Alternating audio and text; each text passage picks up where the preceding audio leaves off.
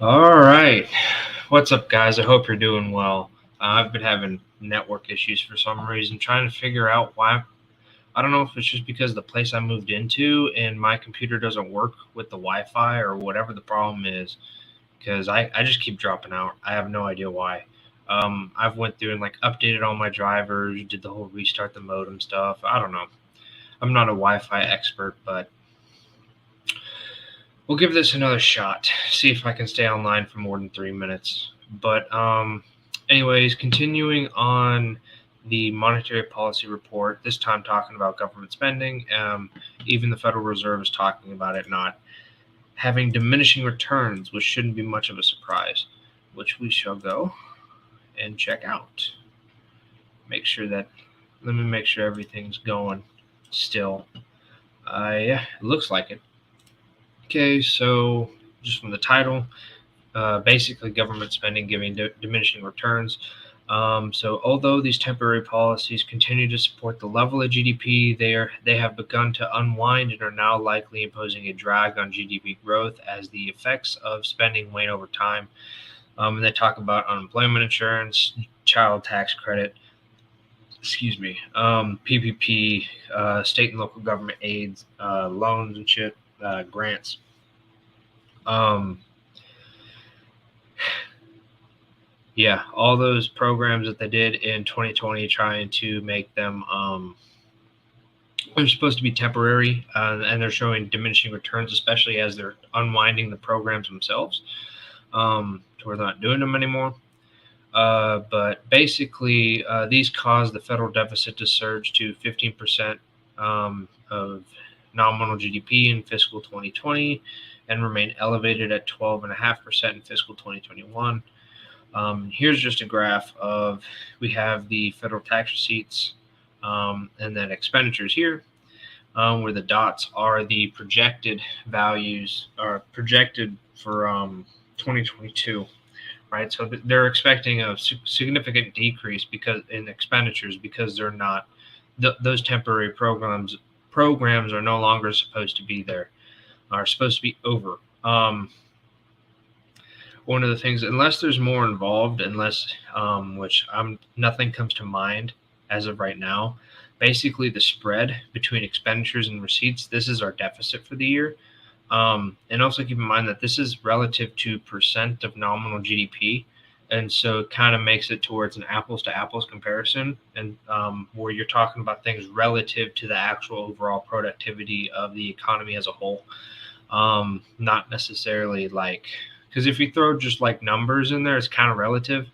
Like I don't know, just depending on like industries and stuff like that. To put it together or to compare it to the percent of nominal GDP, it just has everything on the same playing field for receipts and expenditures. So yeah, and also so you can see throughout time. So by comparing it to the nominal GDP, you can see how that progresses through time. Like GDP was different in the 1990s than it was in the 2000s. So it's showing that expenditures and receipts, like tax receipts have been around constant because you can see they're kind of range bound in a way. That's around the same kind of values the entire time relative to nominal GDP. Tax receipts have increased, but that's because nominal GDP has increased at about the same rate. Whereas with expenditures, you're seeing an uptake in it, which means that expenditures are increasing significantly relative to nominal GDP. And this can be shown down here with the debt to GDP ratio, which is this blue line showing it as a percentage of nominal GDP, to where in, 2005, 2008-ish, it just takes a big leg up and then it kind of levels off, and then you hit 2020 and just pops off again, where we're around 100% of nominal GDP. And this is the government debt too. So this is just on balance sheet debt. From my understanding, they're not talking about off balance sheet stuff to where you're talking like Social Security or Medicare, to where it's pretty much stuff where the government promises services, not money. So like if the price of those services increase, they have to pay that new price for it. which is an important distinction to make because that's a big difference in the national debt. Also saw a study to where it was like 51 countries since like 1800 or something like that. Whenever they reached a debt to GDP ratio of above 90, there was no turning back. Either they have to default some way, whether that be honestly or dishonestly. Honestly being like, telling the creditors like, hey, we ain't paying you back, file for bankruptcy or whatever, and the creditors take a haircut. Or you have dishonestly, which is what they chose to do anyway, which is like inflate the debt away. Basically financial repression, holding interest rates lower than the rate of inflation so that you have a negative real rate of negative real interest rates. Basically, so you're stealing the purchasing power from the people who actually invest in your debt, in this case, U.S. Treasuries, to use that purchasing power and essentially pay back your debts in cheaper dollars. So it's kind of that hidden inflation tax you hear in the Austrian School of Economics. So yeah, federal policymakers have provided a historic level of fiscal support to state and local governments, with aid totaling nearly $1 trillion, more than covering the pandemic-related budget shortfalls in the aggregate. And so total state tax collections rose smartly in 2021, pushed by the economic expansion. Basically just looking at property taxes and total state taxes. Here, where this is a percent change from the year prior.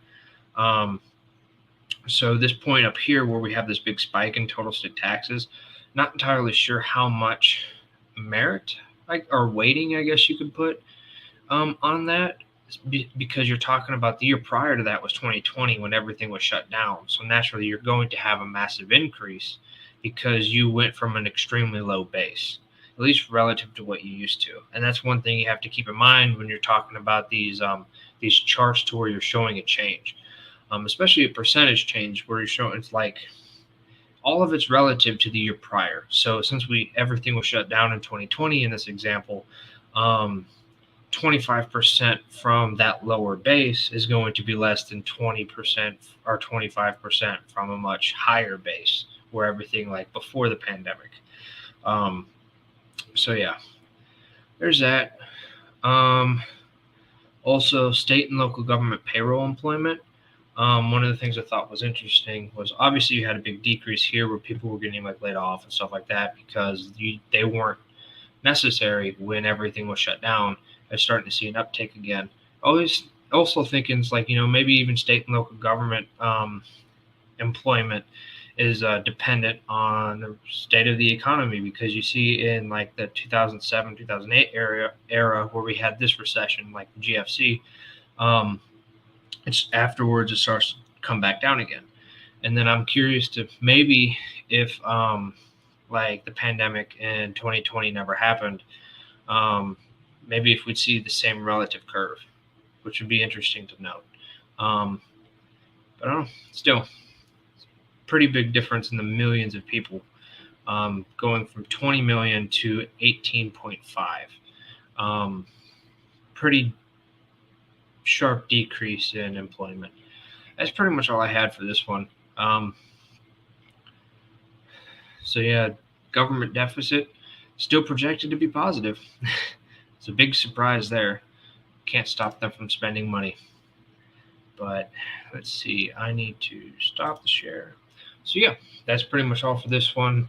The internet problems is another reason why I'm trying to keep these videos rather short. So we'll see how all these go. That's all I got for this one. I hope you guys have a good day.